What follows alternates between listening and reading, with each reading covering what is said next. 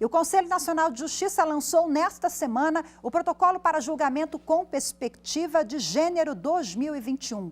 Entre as medidas previstas no documento está a capacitação de magistrados para atuar em casos de violência doméstica. O documento foi elaborado por um grupo de trabalho do CNJ que tomou por base o protocolo da Suprema Corte Mexicana. A iniciativa é mais uma resposta do colegiado ao aumento das ocorrências de agressões a mulheres no Brasil e está alinhada às resoluções 254 e 255 do CNJ, que prevêem uma série de medidas de enfrentamento à violência contra a mulher e para promover a participação feminina no Poder Judiciário. O protocolo vem complementar essas ações através da capacitação dos magistrados para que eles atuem seguindo diretrizes que traduzam um novo posicionamento da Justiça. O protocolo traz considerações teóricas sobre questões envolvendo a equidade entre homens e mulheres e também serve de guia para que os julgamentos em todas as instâncias do país sejam orientados pelo respeito à igualdade e à não discriminação. O objetivo da capacitação é fazer com que os juízes ampliem o nível de consciência para evitar a repetição de estereótipos e preconceitos que possam contaminar o julgamento, rompendo assim a cultura da discriminação. O protocolo lançado pelo CNJ também está alinhado ao Objetivo de Desenvolvimento Sustentável número 5 da Agenda 2030 da Organização das Nações Unidas, um compromisso firmado pelo Supremo Tribunal Federal e pelo Conselho Nacional de Justiça. E para detalhar o assunto, esse protocolo, eu converso com a procuradora Ivana Farina, que é conselheira do Conselho Nacional de Justiça. Olá, conselheira, muito boa tarde, bem-vinda. Boa tarde, eu agradeço muitíssimo o convite para falar desse importante lançamento do CNJ. Com certeza, é um assunto muito caro para toda a sociedade, né? E excelente iniciativa do CNJ. Eu queria que a senhora falasse na prática qual é o objetivo, justamente de que forma a prestação jurisdicional pode ser feita com base nessa equidade. Seria isso, conselheira? Seria mais do que isso. Seria a prestação da justiça ser também uma prestação garantidora do direito à igualdade. Então, o protocolo, ele traz diretrizes para a atividade de julgar. Por isso, nós temos o protocolo para julgamentos com perspectiva de gênero. Veja, nós temos um quadro de desigualdades estruturais na nossa sociedade. E muitas vezes, para o rompimento de preconceitos, discriminações, estereótipos, nós temos demandas na justiça. Então, o protocolo se preocupa com as respostas do sistema de justiça. No julgamento em que uma desigualdade lá da ponta de oportunidade de trabalho para uma mulher trans vem para ser analisado, qual será a necessária lente para que essa desigualdade não seja repetida também no espaço do judiciário? As diretrizes, elas não vêm senão de estudos que são feitos pelo Sistema Interamericano, pela ONU, há determinado tempo já. Esse tempo foi necessário para que estudos fossem feitos. Quando nós falamos de gênero, nós vamos além da concepção, e isso consta do protocolo, daquela questão biológica do macho, da fêmea, do masculino e do feminino. Nós temos atenção direcionada às circunstâncias que envolvem a pessoa humana, que podem sim levar a diferentes identidades de gênero.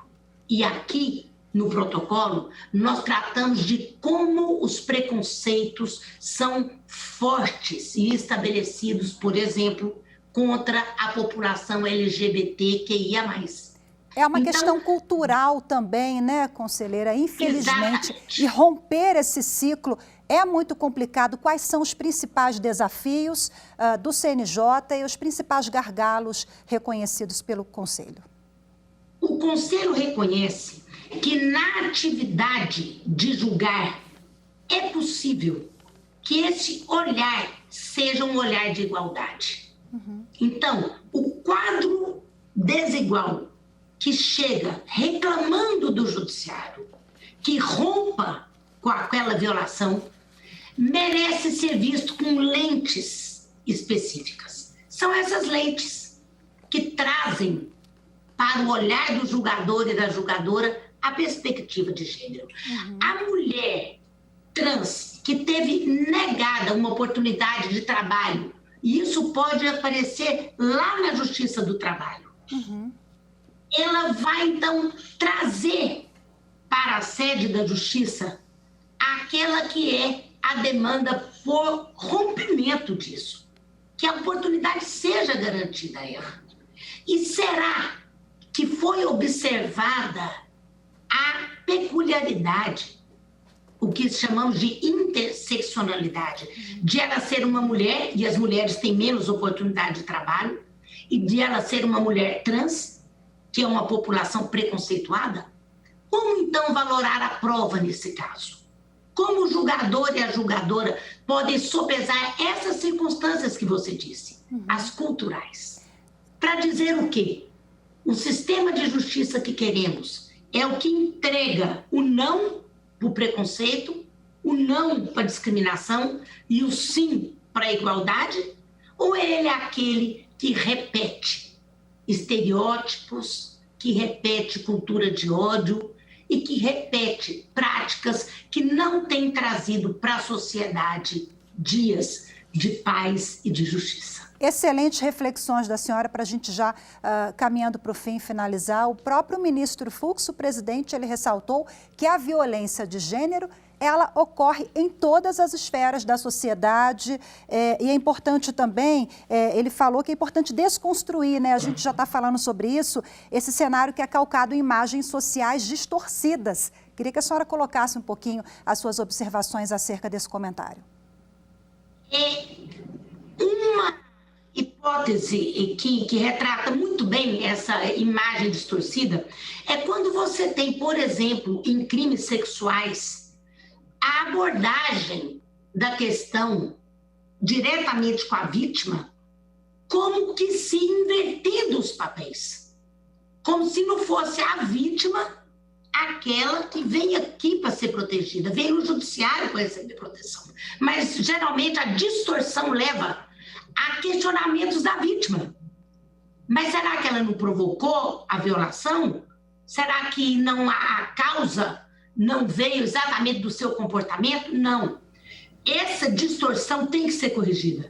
Nós temos que entender que as demandas que aportam no judiciário, que são relacionadas a gênero, quer seja se tratando da população LGBTQIA+, quer seja se tratando da mulher, merecem sim estudo e análise pormenorizada para não repetirmos essas distorções, mas corrigi-las. Ok, conselheira, muito obrigada. Pode fazer isso. Sim, sim, ressaltando que esse protocolo ele vai ao encontro da Agenda 2030 da ONU, né? Conselheira, exatamente. Muito obrigada. Isso aqui, por favor, pode complementar. Eu já concluo agradecendo e me despedindo. A Agenda 2030 da ONU, para que todas e todos nos entendam, ela é uma agenda temporal que prevê para o ano de 2030 ações que sejam aquelas que tragam desenvolvimento da sociedade, desenvolvimento sustentável. E a equidade de gênero é o objetivo número 5. Excelente. Que caminhemos mais eficazmente em direção a essa realização. Muito obrigada mais uma vez, conselheira Ivana Farina, pela sua participação. Boa tarde, viu? Até a próxima. Até, e eu agradeço muito.